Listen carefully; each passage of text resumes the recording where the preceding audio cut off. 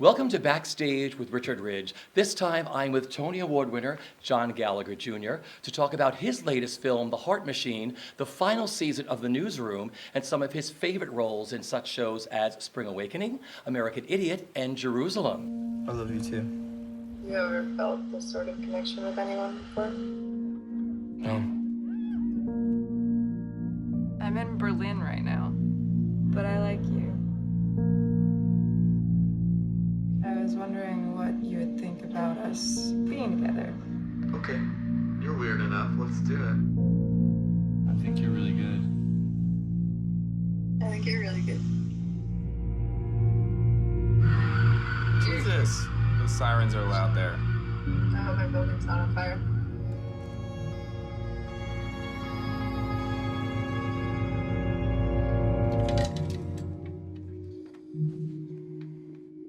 I saw your doppelganger earlier today. What? Yeah, on the subway. For a few seconds, I could have sworn it was you. Let's say she is in New York. If it turns out to be true, I don't know, I could just be the world's most paranoid boyfriend.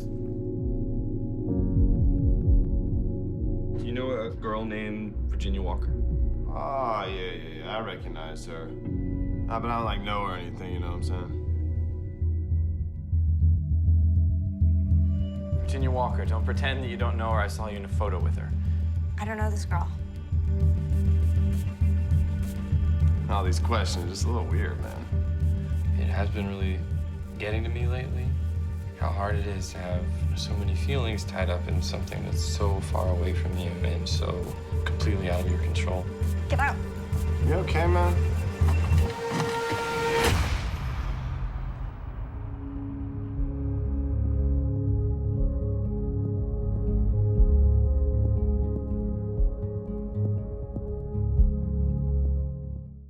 Welcome. Hey, great to be here. Good to see you. Good to see you I too. love the new look. What do you think?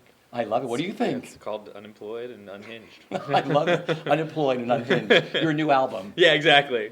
Okay, let's talk about this new film, The Heart Machine. What attracted you to this? I read the script last year, and one thing I loved about it is at the heart of it, it's a story about two people that meet and connect online on an online dating website, and they have this great connection, fall in love with each other, and then discover that they're actually in different places. The guy, my character, is in New York City, and the girl is in Berlin for her job. And throughout the course of the movie, my character starts becoming a little bit paranoid and not quite trusting that she's being totally honest with him, and starts thinking that maybe she's in New York as well. And so because of his kind of insecurities and the buffer of the online dating thing, he's unable to really communicate with her, and he goes off on this kind of paranoid private detective journey trying to track her down in the city. And what I loved about it was I think it's kind of a sign of the times of the way that we relate to each other now. The fact that technology is just an unavoidable kind of part of our day-to-day lives and the way that we relate to each other, especially in relationships now with traveling and everything. There's Skyping and FaceTime and the way that we use the internet to connect with each other. Yeah. It's that kind of making things so easy, but at the same time making it really hard to get to know each other at the same time. That was something that really struck me about it, and that's what drew me to it. And working with your leading lady. Yeah, Caitlin Shield, Yeah. who's terrific and tremendous. She's racked up so many amazing credits. She's done like 30 independent films in the last 5 years alone, and she was also really great on season 2 of House of Cards. Yeah. Yeah. Now, I read something where you said you weren't going to meet up until you had to in the film, but you Yeah. sort of hooked up beforehand. I had this whole idea in my head when I read the script that I was like, okay, maybe I'll figure out a way that I can go really method and we won't meet each other. We'll just do these scenes on Skype. And then about a week after thinking that, I went to a party for a film premiere in New York City, and from across the room I saw her. And there she and was. I had no choice but to go introduce myself, and then we actually got to rehearse for about a week before we started the movie, which I think ended up being a much better way to make it, because we were able to develop a rapport and shorthand with each other. And my idea, although committed and perhaps a little too method, might have been a bit of a might have hindered, I think, the process of making the movie in a way. Now let's talk about the third and final season of The Newsroom. Bittersweet? Very What is it like for you? bittersweet, Tell yeah. me. Oh, it's bittersweet. It really is the Yeah. perfect way to describe something like that. You know, when you sign up for something like a television series, I guess it was 2011 when we shot the pilot. So it's been a few years now, and you never really know how long they're going to go. You don't know if you're going to do 1 season or 7 seasons, and so each year you're kind of waiting to see how far this journey is going to take you. And you know, it only ended up being 3 years and 3 seasons, but I think the timing feels right. There's something that it feels very like an apropos time to end it, and I think, you know, Aaron Sorkin, I think he wraps everything up in a way that's going to please all the fans, but at the same time, it's unexpected at the same time. How do you sum up this whole experience? Because this has been really special for you, hasn't it? It's been totally, yeah. It's been a great kind of evolutionary, you know, step. It's one of those things where it's you know, doing theater for years and years, which I, you know, love, and, you know, I'm so anxious to get back to it and do it again because I haven't done a play in a few years. But you know, it gets a little harder sometimes to knock on those doors of some of the bigger casting directors out in LA who maybe, you know, might not know, you know, theater, because that's what's so special about it, is that you really have to go to it. Especially now, as you know, you can send people a link to your movie online or watch it on your computer or something. There's nothing will ever match the majesty of having to go into a theater to really see something in 3 dimensions, you know. And so being on a show like The Newsroom has definitely afforded me more opportunities to do things like this, like The Heart Machine and some other films, projects that I've been working on. So I'm so totally thankful and lucky for that. But the flip side of that coin being that it's, you know, it's taken me away from the stage for a few years, which is as well very bittersweet because it's got, you know, afforded me some great new opportunities. But yeah, I can't wait to get back on stage one of these days. And learning his dialogue, Sorkin. Yeah. I mean, how do you do it? You know, it is like its own, you know, kind of volleyball in a way. It is like its own sport, and it has its own kind of shot of adrenaline. Yeah. You almost get kind of a buzz off of doing it, you know, because it is so lightning fast, and you know, you pick up those cues and really kind of ride the wave. But in a lot of ways, like, I think doing theater was something that I think it's no coincidence that there's so many theater actors on the Newsroom. You have Tom Sadowski and Alison Pill and, you know, Jeff Daniels and Sam Watterson, you know, people that have just done plays and plays and plays. It really does prepare you for having to learn long stretches of dialogue, which is something that's not uncommon for us to get, you know, tons of pages and have to learn them, you know, each morning before going in to do these, you know, 7 to 8 page scenes that are just super, you know, dialogue heavy.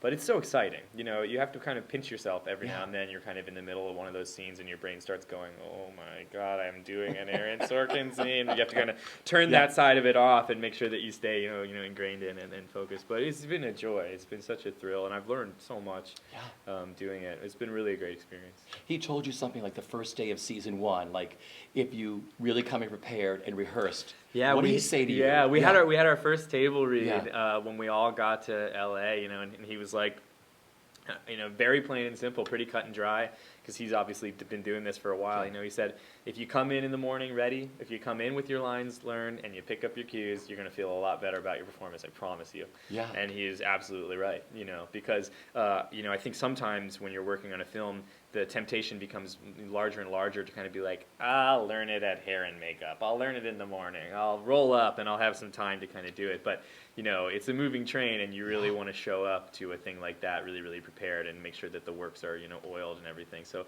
it was important to kind of make sure that everybody had it, so that you don't have to fumble over it in the rehearsal. You can just get right down to the meat of it, you know. What will you miss the most? The camaraderie, the day-to-day being on set. It's very much like doing a play in a lot of ways. Like day in, day out, you know where you're going to be. You're going to be on set with everybody, and working with that cast has just been a dream. You know, all of those actors, and you know, you make friends with the crew, and it takes you, going out to LA and kind of experience living in a new city. It was been a whole new kind of chapter, both, professionally and personally. So the thing I'll miss the most definitely is the people.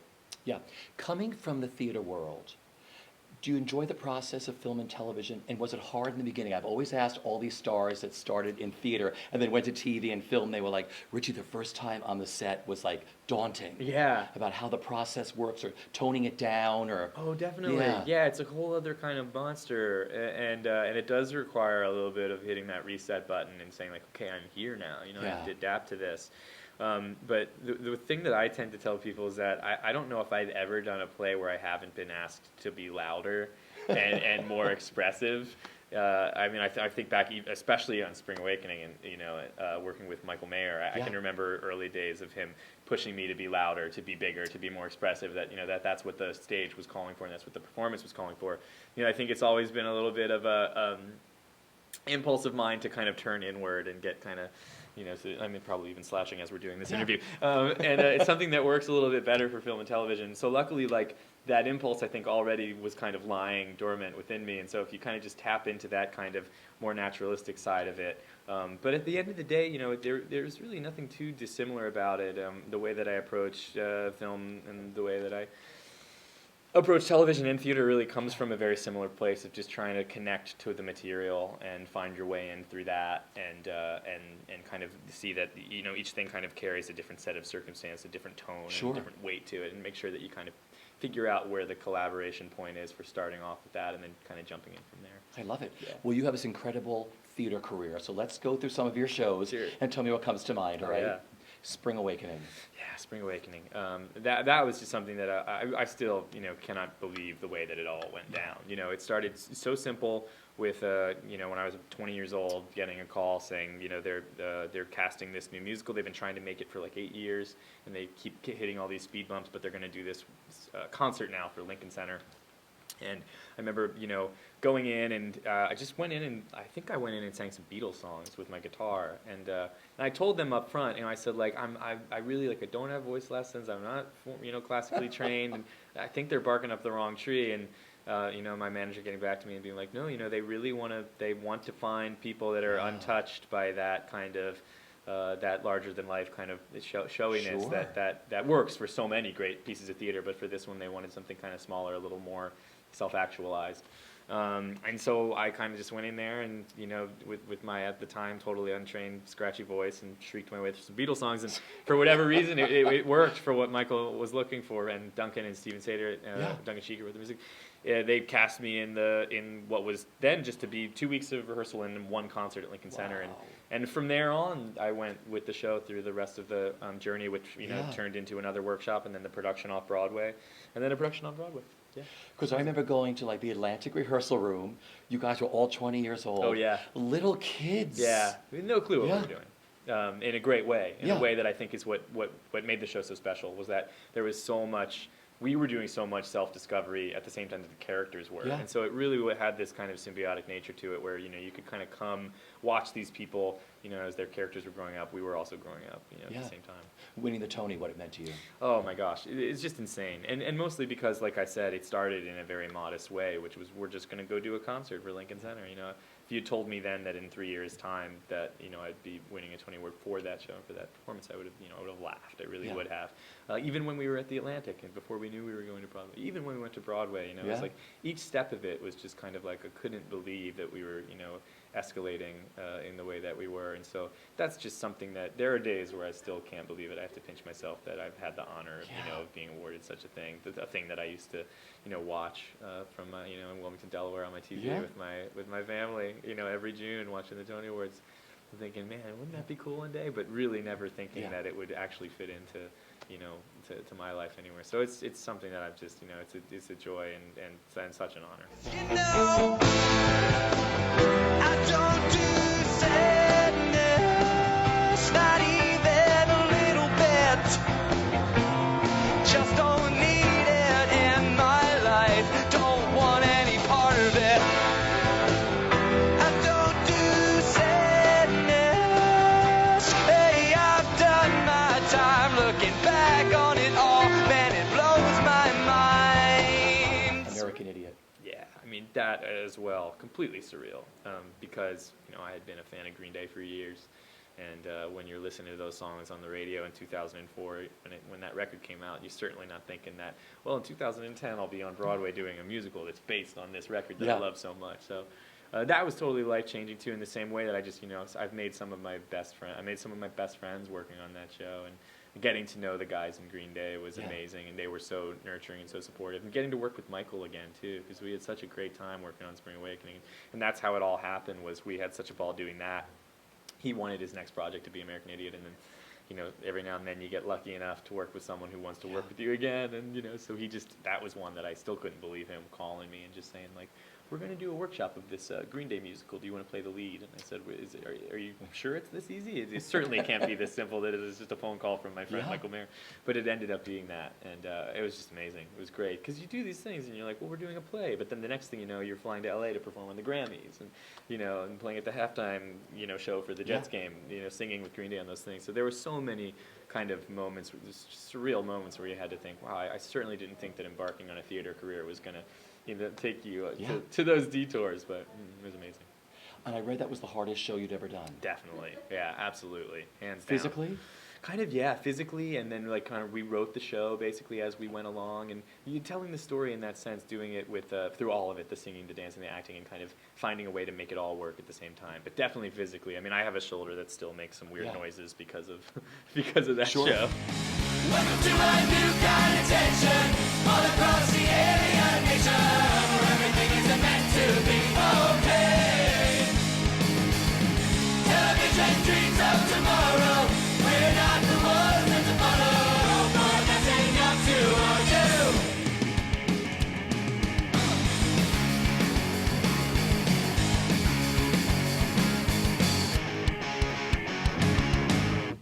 Jerusalem. Oh my gosh, yeah. I mean, and I mean this is total. I remember, it was Halloween night, and I was in a bar with some friends when I got, my phone buzzed, and I looked at my email, and it was an email telling me that I'd been cast in Jerusalem, and I just about went through the roof, because I thought it was the best play that I had ever read. And, getting to work with the Royal Court and Jez Butterworth and Mark Rylance, I mean, that's one that if you should be so fortunate, you carry that one with you for all time. That was really, really special. And another one of those things that you just think, well, that'll never happen to me.